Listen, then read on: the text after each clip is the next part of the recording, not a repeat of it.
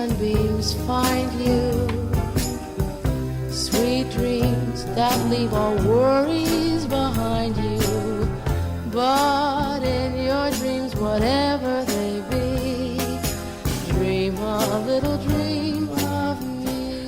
Good morning. You are listening to KSQD Santa Cruz, K-Squid 90.7 FM, streaming live at ksqd.org. I am Catherine Bell, and this is The Dream Journal, a weekly show where we explore the healing powers of your nighttime dreams through conversations with dream experts and with you.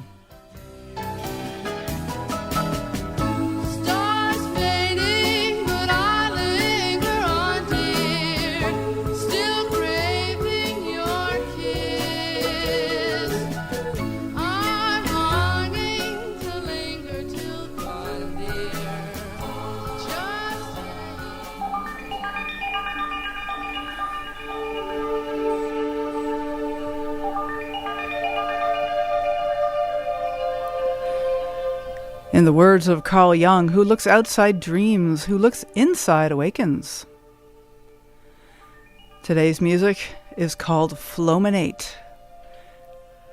Curated fresh for you again this week by Rick Kleffel, who is also engineering the show. Thank you, Rick. Do you contact gods and goddesses in your dreams? Do you commune with animal spirit guides? Kat Appleby does. Join us today for a live conversation about dreams and shamanism. This is Catherine Bell of Experiential Dreamwork, and welcome to The Dream Journal. The Dream Journal is also a podcast, so you can look for that on all of your regular podcast places, or you can go to the KSQD website for the full archive at ksqd.org/the-dream-journal. Okay, starting with my personal dream work. So I've had this theme for a while now, a couple of years actually, of showing up in my dreams fire, this real elemental system. You know, I went through a phase of quite a bit of water dreams, and but at the moment it seems like fire is one of the things that's up for me. And if fire tends to show up in my dreams as a crisis, as something wrong, as something happening that I'm trying to stop, trying to change. And sometimes it turns out that maybe it's all right for fire to be there. In a recent dream I had, I'm watching somebody in the kitchen, and there's like a fire on the stove or something, and they throw water, it looks like water, onto the stove, and it flames up ever higher, and then the fire pops up in other parts of the kitchen, and the person's throwing water on it, and then somebody comes in and very nonchalantly says, what you think is water is actually gasoline. So, you're making the fire a heck of a lot worse, but that person isn't particularly perturbed. They're kind of like, well, you probably should know this. And at first I immediately thought, oh my goodness, on the psychological terms, is this like a relationship issue? I was started to wonder, is there a way that I think I'm calming some situation with my partner when actually I'm making it worse? I think I'm throwing water on it, and it's throwing fire on it, throwing gasoline to make it flare up. And that's why I was mulling over this dream. But then I went and saw my dream coach, which is, a good reason to have a coach, to get some perspective. And he was asking, is it really such a bad thing? That nobody seems particularly perturbed by this fire. Maybe it's actually a good thing. Because, I did, in the meantime, go to my partner and ask him, does sometimes when I try to say something that's soothing, does that, cause things to get worse? And he was like, no, that's not really a thing. That doesn't really happen. So I'm like, okay, well, so that's not it. And so Bill St. Cyr, who's my coach at the moment, says, what if this is okay? What if fire is a good thing? And I was like, oh, scary. What if it's all right to have things on fire? What if that's part of the passion, part of joy, part of burning light, and things that burn without consuming? And it just really kind of shifted things for me to make me think about maybe the ways that I actually inflame things is good. Like, it's the way I get people riled up. I get people interested in things and get people excited. And I get myself excited, too. And I've been waking up early and doing some writing, and it's really fun. I mean, who would have thought setting an alarm for 5:30 would be a good thing? But I am really enjoying writing. So maybe that's part of the fire that's coming out in me. So, always question your dreams. It's like this is something I've learned, but you can't. I've learned, and I still need to be reminded that something that seems bad in a dream might actually be good. All right. So today, as usual, I will be inviting call-ins during the last 20 minutes of the show. So you can jot down that number. The number is 831-900-5773. And you can also send an email at any time to onair@ksqd.org.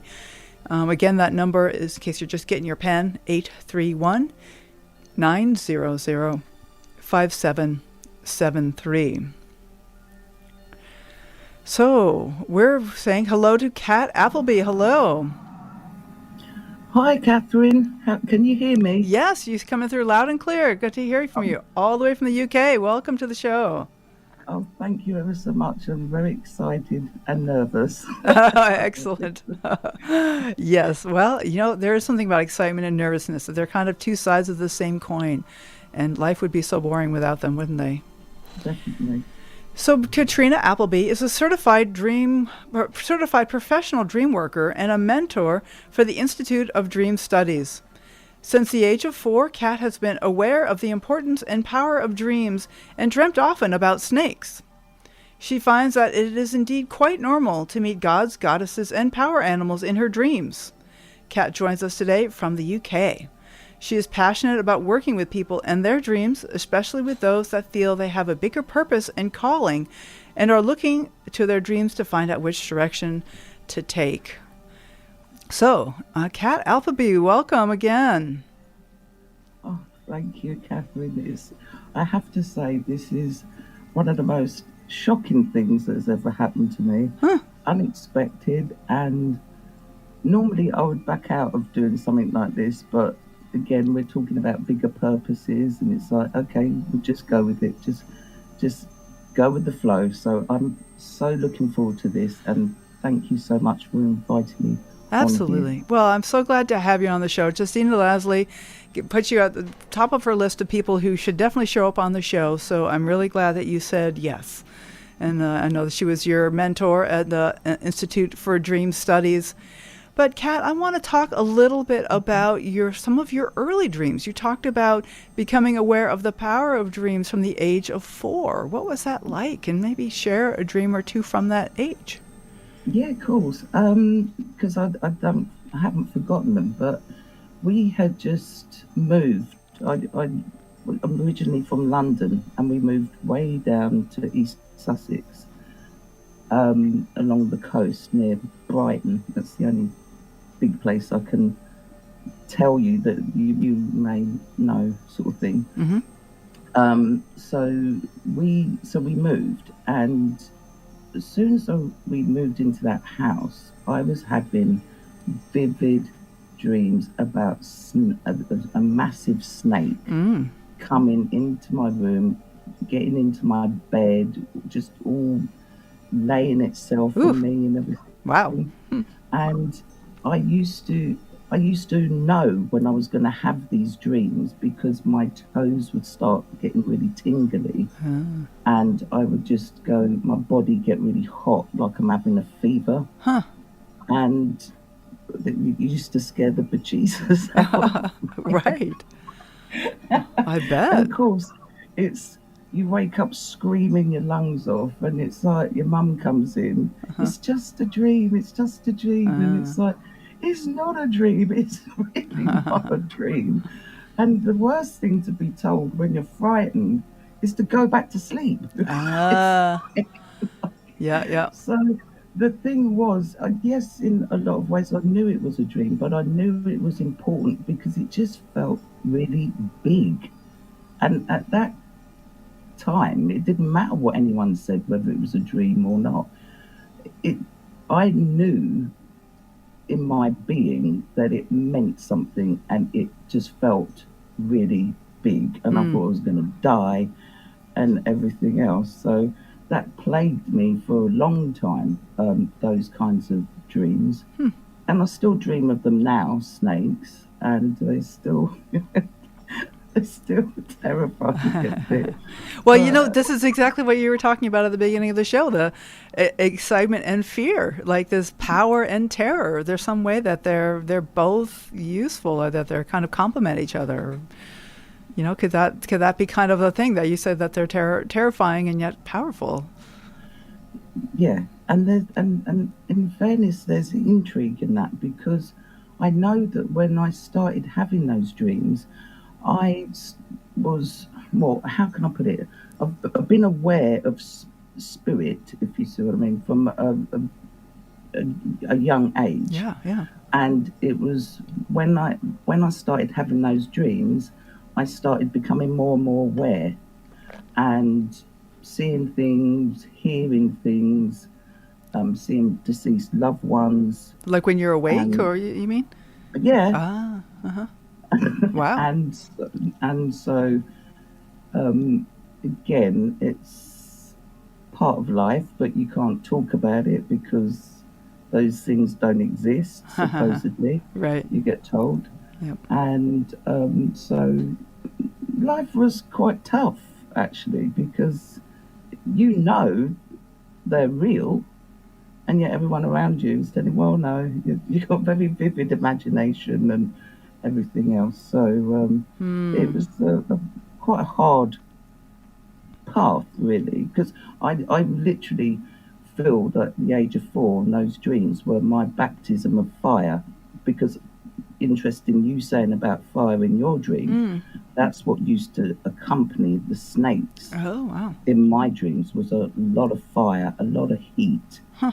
And it's like I didn't know what to do. Right. So what was it that shifted around to you could see that these were a gift instead of a problem? Because tell me maybe a little bit about your beginning, and then with shamanism. Well, what happened was, after so again, I was having lots of experiences, both in waking and in the dream time, with spirits. A lot of it very unpleasant, and it all kind of kicked off when I was about 14. So I went to like a spiritualist group, and that got me into sort of communicating with spirits, but it wasn't all that really. And I got I got the short end of the stick, if you see what I mean. I was regularly sort of getting beaten up and everything in dreams, having these fights, and I didn't know what to do. I was like, my God. Yeah. And there was no one around that I could really go and talk to. And this went on for a few years. And then I met a spiritual teacher who taught me a lot. And she also, her and her husband taught me EFT. But again, when you're around these spiritual groups, you're kind of like, if you're telling them these unpleasant things, it's kind of like, well, it's your ego, you're just angry, you've got to deal with your shadow, and these are things I agree with. I'm not saying that, but at the same time, there was this thing of, well, it's a part of you thinks it's glamorous and you want this to happen to you, and believe you me, I didn't feel very special at all, and so no, I didn't want these things to happen to me. But again, it was so limiting in the fact of, well, if things go well, it's the spirits that are doing this. If things go bad, then it's you. And and there was a lot of judgment and that.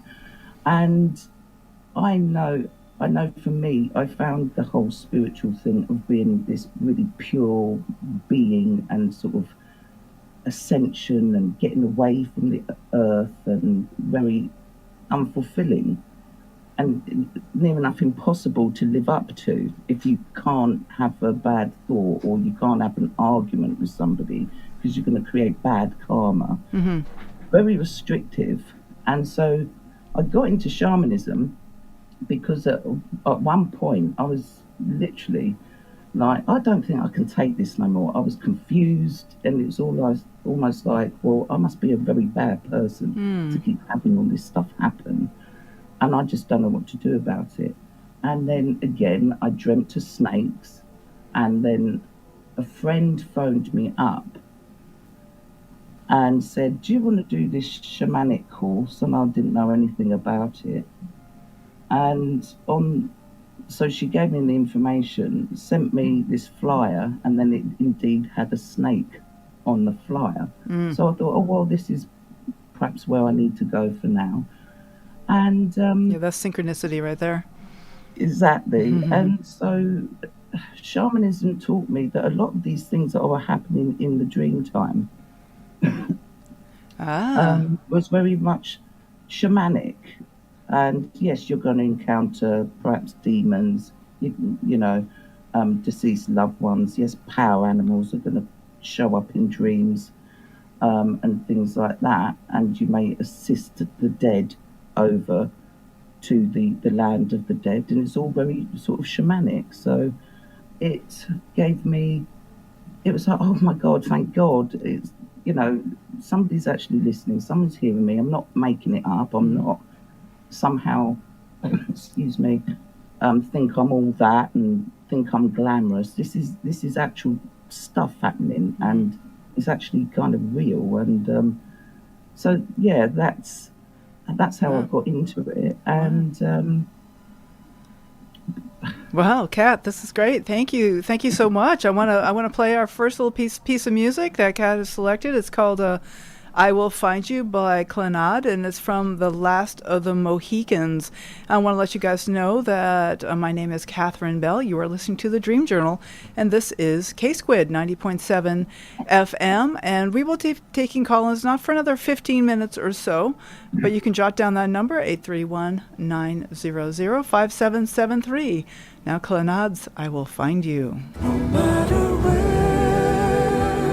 you go, I will find you. If it takes 1,000 years. Hallelujah, Naya Isa. Hallelujah.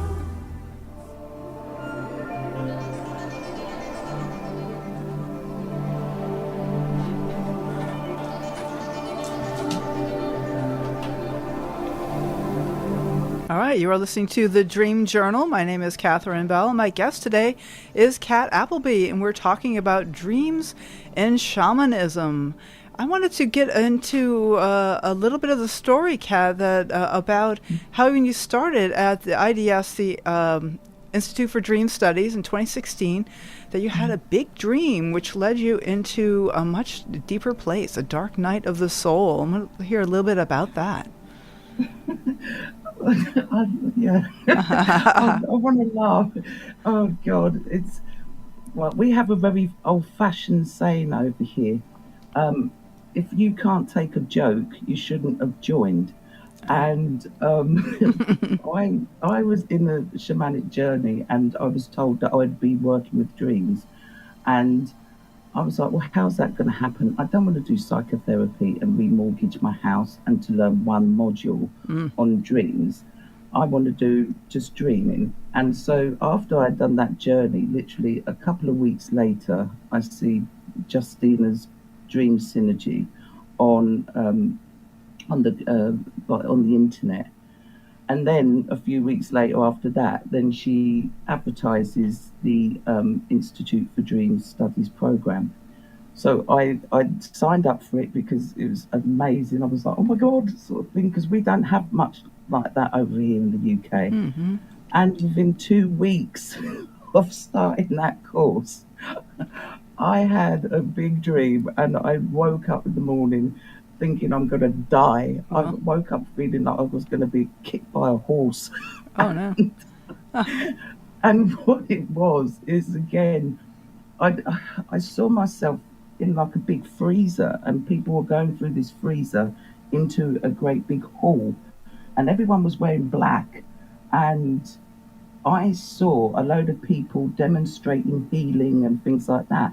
But when I looked, they had snakes putting in the mouth, taking them out, and I freaked. I was like, hell no, Wow. absolutely not.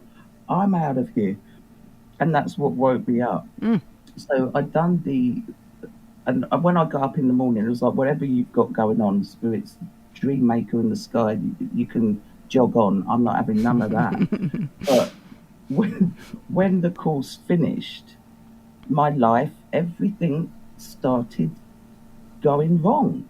And I was like, what the hell? And then life literally, I had the rug pulled under from my feet, and I sort of collapsed as such, which was the start of the dark night of the soul. You mean physically you collapsed? Everything, Oh. like work, like, just everything just got ripped, and I was at rock bottom. And after the grief and the sadness and thinking, being utterly betrayed, I literally one day said, I don't know, I just raged, and literally, I call it making a refusal, in the fact of speaking out loud. You've taken everything from me. I will not put up with this anymore. Whatever it is you've got going on, awareness, go and get some other mug. I'm done with you, and don't ever darken my doorstep again. I was done with dreams. I'd literally done and dusted. A couple of nights after that, and I laugh because the intelligence behind dreams just, I'm in awe of it. I had a dream which I could not possibly ignore, where I had two dream characters that I had the most respect and love for showed up in my dream. And in my dream, I met them, and I was like, oh my God, I'm so happy you're in my dream. What are you doing here? And one of them said to me, you think you're down, but you're not out. You think you're weak, but you are strong. And I said, I really don't feel that at all. And he said to me, you have an iron will. And I went, I've got nothing. Everything has been ripped away from me. Literally, I have nothing. And he kept saying it. And then he said to me, what is your contract with God? And I went, sorry? I went, what the bloody hell do I want to think a contract with a thing like that for? I said, what a spiteful. And I woke up from the dream. I'm thinking, what is this man on about? Yeah. Because I'm not being rude. At school, we was taught the Bible, and it was quite, I thought, horrific. I didn't want to have nothing to do with something that spiteful. But it was true what he was saying. So when I come out of the dream and I've thought about what he said, and I've thought, all right, he means in his language, he would use the word God. I don't particularly like it, but all right, awareness, all right. And then I realized that I had an underlying belief that somehow I was expecting these gods or goddesses, you serve them and then they're going to cause you harm. And it's a bit like with some spirituality. If you don't do this, if you don't do what your spirits tell you, then you're going to have the, you know what I mean? There's that threat there.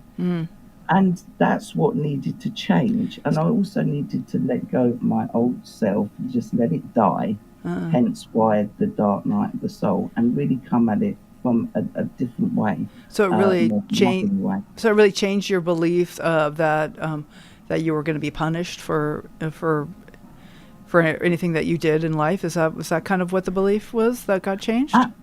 Absolutely. Yeah. But there's also this thing of loving something greater than yourself. And then, as you say, being punished for it. And it's a bit sadomasochistic. Do you know what I mean? Yeah. It's Okay. it's like in some spiritualities and everything else, it's like there's that void if you don't, and it's like who wants to relate to the being that's supposedly all love, that's going to punish you if you have a bad thought, if you do this. Who wants to align themselves with something like that? And I really didn't. Right. And so you've come to a new kind of relationship with God, it sounds like, or God or goddesses. And so would you say that these two characters in the dream were some of your first encounters with a god or a goddess in your dreams? Well, I see them as gods, if you see what I mean, in Yeah. their terms of acting abilities. Uh-huh. And but I do believe that, and because after that, I was having lots of dreams about really angry goddesses Mm. and giant goddesses, and the upshot of it is that I needed to change. There needs to be a change in the story of how these gods and goddesses show up for us, how we allow them to show up, because it's unhealthy. We're kind of praying to and beseeching these absentee parents, which you're beseeching these reluctant gods and goddesses, and it's kind of like that needs to change. To I bes- want a anytime, any place, anywhere kind of thing. So And So, sorry. oh no, not at all. I'm just wanting to kind of understand what you're saying here. That so the gods and goddesses that were showing up for you, and maybe and probably still are they always like these larger than life, all powerful beings, or do you also find them in kind of more simple, intimate relationships in dreams? I'm curious because I'm thinking of my own personal experiences with my dreams, and so I'm just curious. Are the gods and goddesses that you encounter, are they always these larger than life kind of beings with powerful things? Or how do you recognize? The bottom line is, how do you recognize if there's a god or goddess in your dream? How have you found? Well, the first time I encountered a god, well, both a god and goddess, was through their animal familiars. In Familiar. the fact of I was in in a dream. I was in a very fast car with a friend, and we was going really fast, and this pig trotted out in the middle of the road, and I went, no, Pig? no, no, don't hit the pig. Okay. That's terrible. Okay. So in the dream, we smashed up on this bridge. We get out with no cuts, no bruises, no nothing, and this pig just sort of gives me a knowing little look, and then trots off. The car is mangled. But the funny thing is that a few days later, I was due to go on a shamanic journeying course run by John Matthews, who does the Celtic shamanism. And on my very first journey, I met Ceridwen and had to go through the whole mythology of her and Gwion. And I don't know if you know about that, but No. She has a child that is ugly, but she makes a potion and employs a young boy to stir the pot. And she warns him never to taste any of the mixture. And he does, because You can tell where that one was going, yeah. Okay, he does, and then what happens? a splash of the water lands on his thumb, and he sucks his thumb, and of course the cauldron cracks open, the earth screams, because he then has to run because the potion is now useless for her son. So she chases him, and he becomes a hare, she becomes a dog, and chases him to a stream where he becomes a fish, and then she becomes an otter. She chases him, and then he becomes a bird, and then she becomes a hawk. And then he changes into a seed, and then she changes into a hen, and then she takes the seed, and then she becomes pregnant, and through that birth, she gives birth to what we call Taliesin, and then she lets him go. She puts him in a little basket and then just lets him drift off out to sea. and Wait. then someone picks him up and raises him.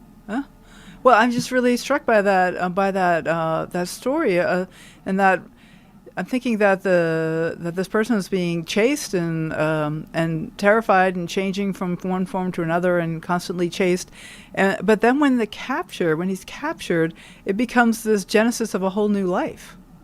Yeah. It reminds me of your Dark Night of the Soul dreams. It's like when everything fell apart for you, like maybe that's what it needed to start a new life. Absolutely. And do you know something?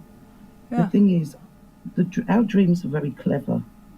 And my teacher, an old teacher of mine, always used to say, listen to the whispers before they get to the shouts. That's good. The shouts. Yes. You know, I'm sure you've seen that for yourself. Yes. You know, and it's the information and help and support and healing is there, but sometimes something drastic, having that creative tension is what's needed, because underneath that you can find a depth and more authenticity in yourself that you perhaps never even knew of before, because it's had no room to be expressed in any way, shape or form. And perhaps it's good that, just like a storm breaks, I'm not advocating people losing homes or life or anything like that, but what I mean is a storm ripping through a town. The storm is the storm. Yeah. Well, And, that's just things of my fire dreams. It's like maybe it's really scary to imagine, like, if I let the kitchen catch on fire, like, what is it going to burn the house down? I don't know. Maybe what will my life look like if I let the fire have its way with me? But that's kind of what the dream is suggesting, perhaps. Like there's like that myth. What was the name of that myth? I'd like to look that up and study that some more. Well, I just know it as Ceridwen and Gwion, and Gwion is, I can't even spell Ceridwen. It's shocking, because it's Welsh and you've got to get it right. Oh, well, Welsh is challenging for sure. Okay. But I know how to spell Gwion. It's Gwion, and Ceridwen, and just look up Gwion or Taliesin. And Taliesin. Okay. Yeah. Yes, I will definitely do that. That's a wonderful parable. So this is Kat Appleby, and my name is Catherine Bell. You are listening to the Dream Journal. We're going to take another musical break, and now we're going to play Anima. I think that's it. Anima from the Ancient Voices album, the song called Ceremony. And that also, since we're about to start our final segment, means that the phones are now open. We have Tony Rusomano in the other room, who's hopefully ready to get the phones. So you can go ahead and give a call, 831-900-5773. And this is the Dream Journal. You're listening to The Squid, K-Squid, 90.7 FM, streaming live at ksqd.org.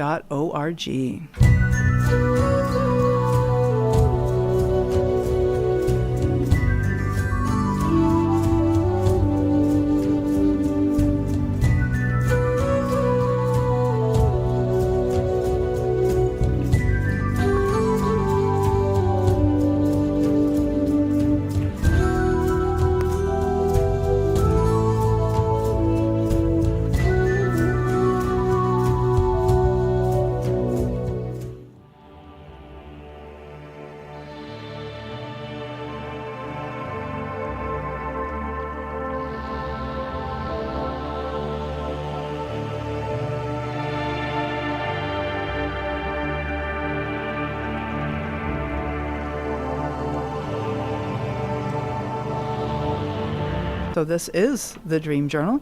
My name is Catherine Bell, and we are here live with Kat Appleby. The phones are now open. If anyone would like to call and share a shamanic experience or ask a question, share a dream, the number here is 831-900-5773. 5773. That's 900 KSQD in the Santa Cruz area. You can also send an email at any time. The email is right here in the studio, and it is on air, ONAIR, at ksqd.org. So we're talking today about dreams and shamanism with Kat Appleby, Certified Professional Dreamwork Practitioner. So glad to have you on the air. And you're also a shamanic practitioner and an EFT practitioner, which is the emotional freedom technique, the tapping technique, I believe. Is that right, Kat? Yes, that's right. Okay. So, you know, I actually find that I'm particularly interested in a topic that we were looking into, which is shadow work. Like I might get EFT here in a little bit, but I'm actually, you know, I'm a dream person, so I'm very much into what the dreams are having to say and what our imagination and our, you know, the shamanism can speak to us. And I wonder if you wanted to say a little bit about shadow work, maybe in your own experience or with, you know, people you've worked with. How do you find that it manifests both in dreams and in shamanism? Because as you've said there, it's not always pleasant to meet spirits. Most of them just want a piece out of you, don't they? Oh, yeah. Well, the thing is, with shamanism now,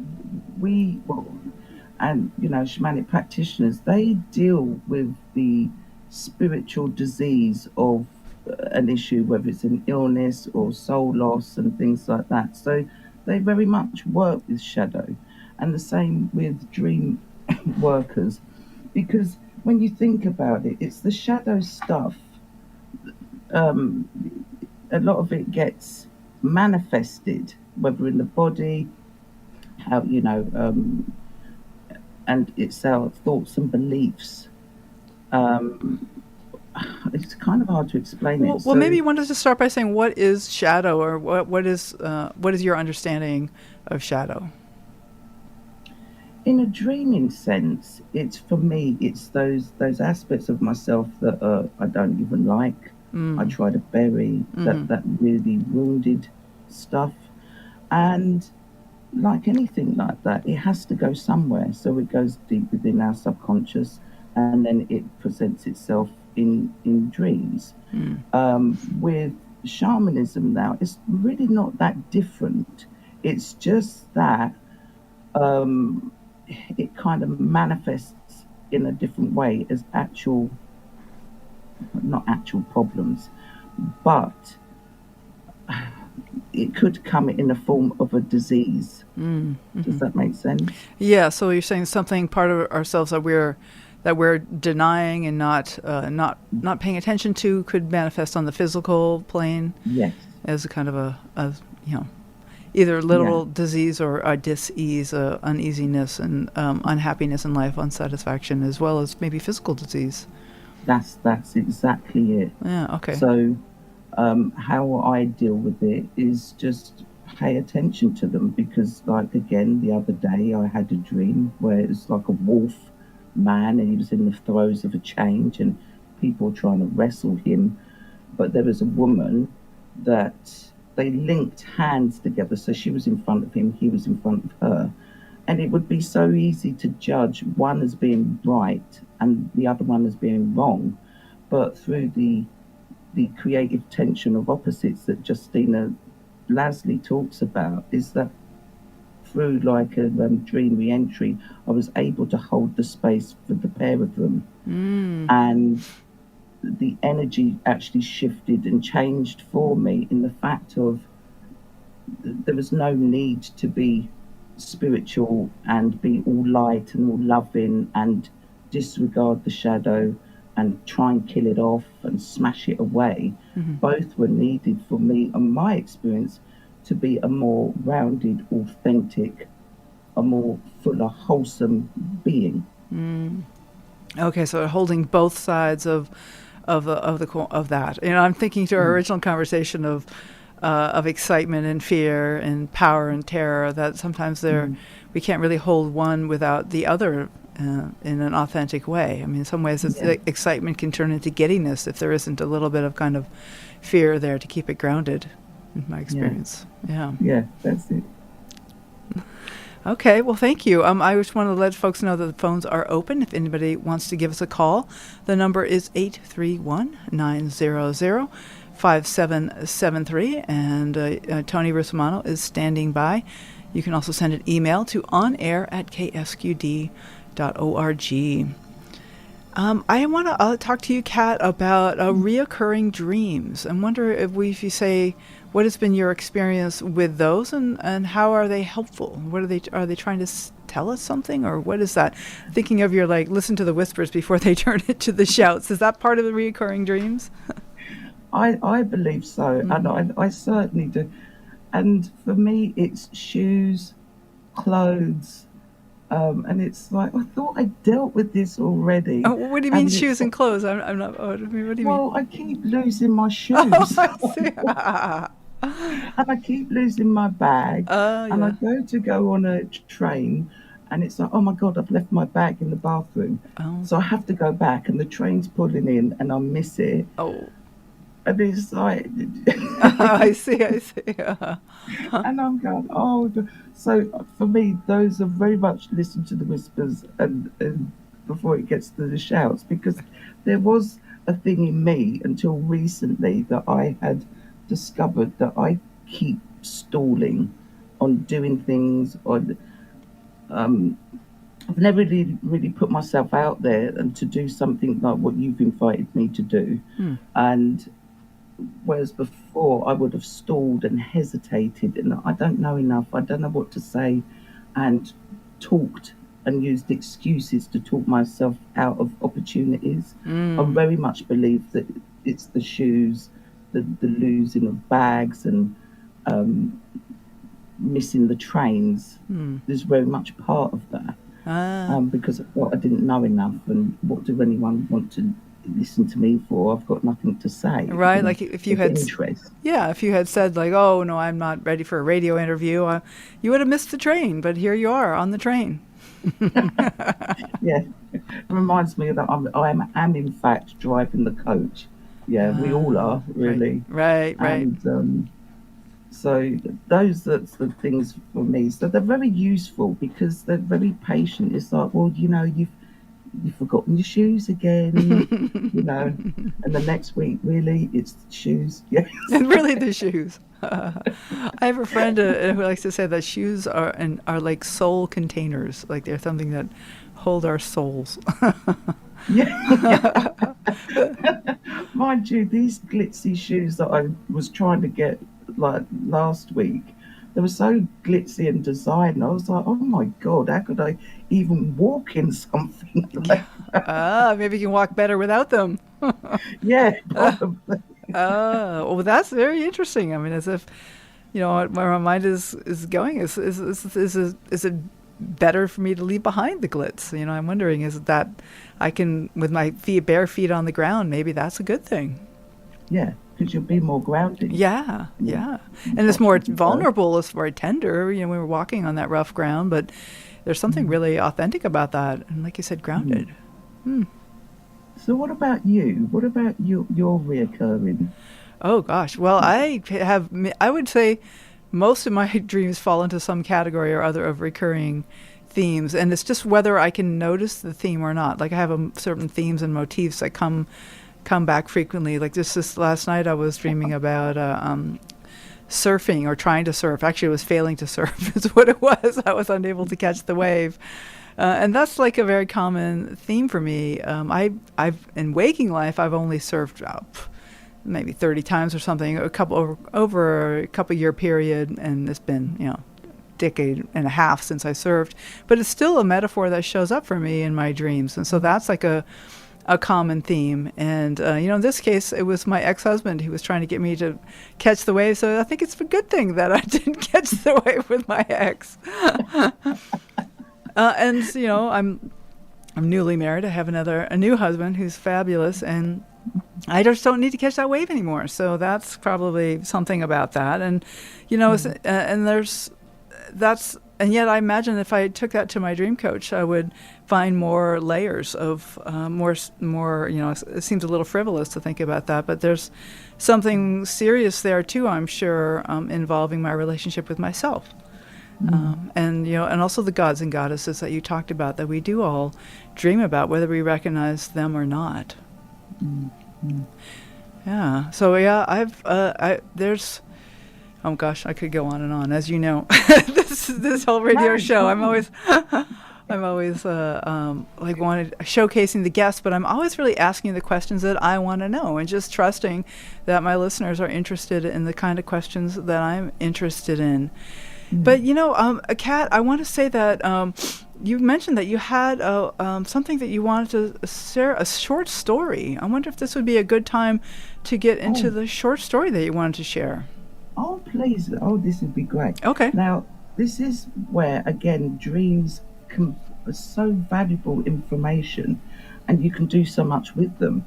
And I took Sylvia Gover's Dreaming on the Page course, where you can write poetries or stories from your dreams. Yeah. So this is what I got, and this is what I would like to share with you. It's very short. It's only a couple of minutes long, but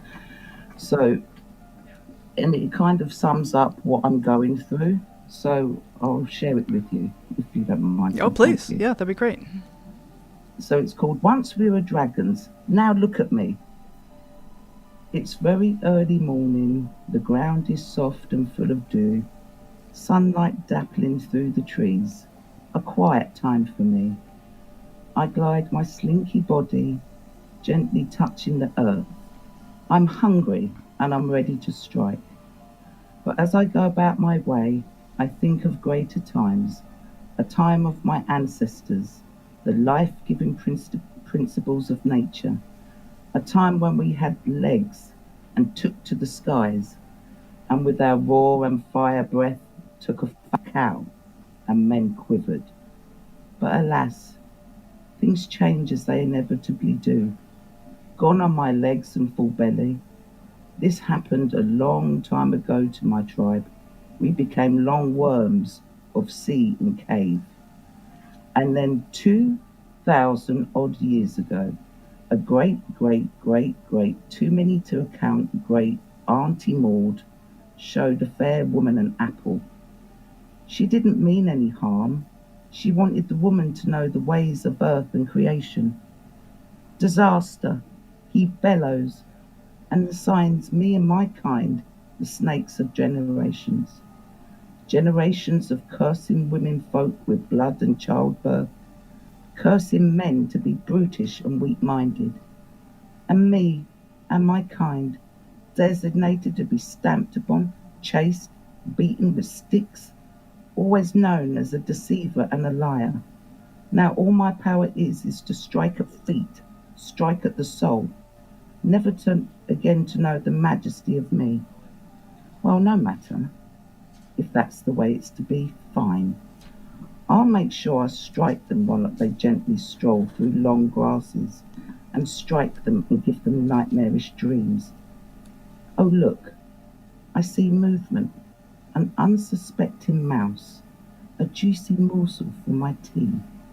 And with lightning precision, I claim my innocent prize. Right, off I go now to retire under an unbiased rock. I'm full and I'm a bit sleepy. I will sleep now, fearless of being disturbed. I will dream, a dream of times of old, a dragon's dream, a dream of the splendor of me. Wow, that's beautiful.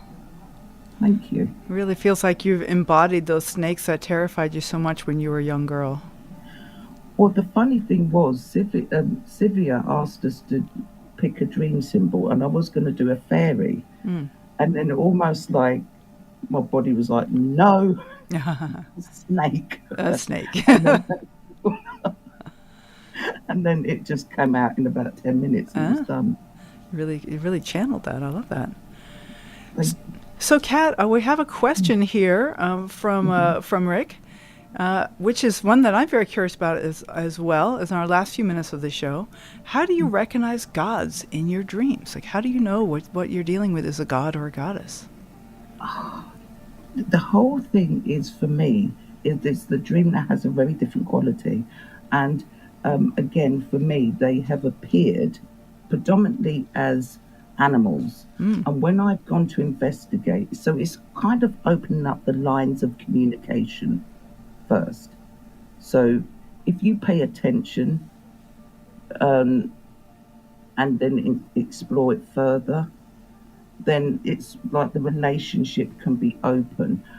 To be fair, I have had god and goddess dreams where I've known who I'm speaking to, but there have been occasions where I haven't known, and then I've remembered in the dream that who I'm speaking to. So the only thing I can say is how my experience is the feeling that you get in the dream and upon waking, when you know you have been touched by something far greater than yourself. That's the only way I can say for sure, for me, of how you know. Okay. You know you've been touched. Like, that comes down to like trusting your intuition, which is so much from what dream work is about for me as well. It's like learning to trust that gut feeling, like maybe there's something really far bigger than myself has been in my dreams. Even if the person or the character looks like a homeless person, but there is an acknowledgement in the eyes. There's a bit of a twinkle. There's that's how I recognise it. A bit of a twinkle, a bit of a depth that they, capture you. Right. That's how it is for me. I love that. So they don't have to be like flying through the sky and striking things with rods or anything like that. It can even be just a question of something as simple as a twinkle. And thank you. Kat Appleby, this has been a treasure for sure. How can listeners get in touch with you? Okay, well, I'm on Facebook. You can Facebook me. Kat Appleby, and it's the one with the little green dragon. Okay. And there's also a new group that I set up on Facebook called the Giant Dreamers. You can DM me through those, or you can email me Kat Appleby, and it's all lowercase in. So it's katappleby.b3.ka@gmail.com. And I look forward to hearing from you all. Wonderful. Thank you. So I wonder if you have any final thoughts, just short moment of encouragement that you'd like to share with our listeners as we end our show. Well, yes, I would say your dreams are the storehouse of wisdom. They are your healing. They are they solve problems for you.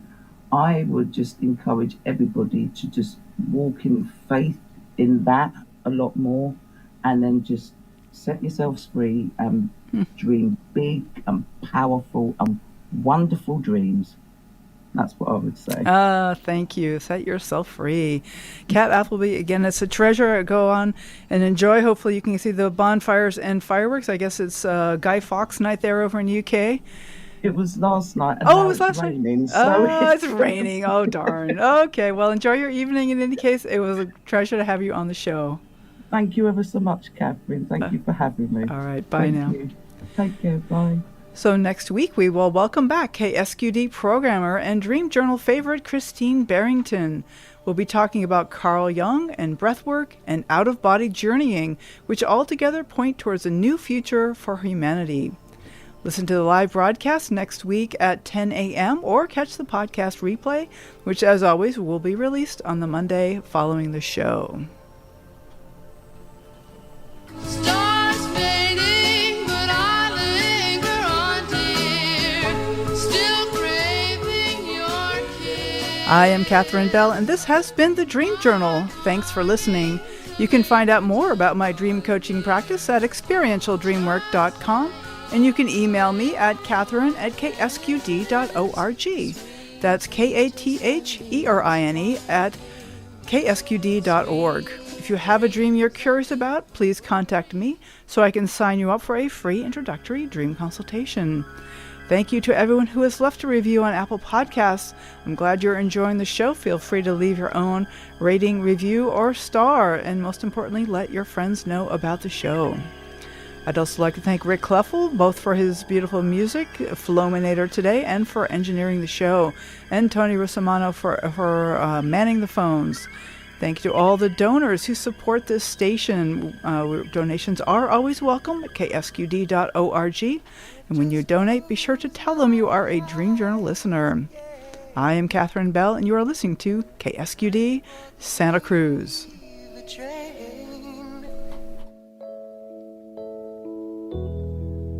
Trying to take away my worries.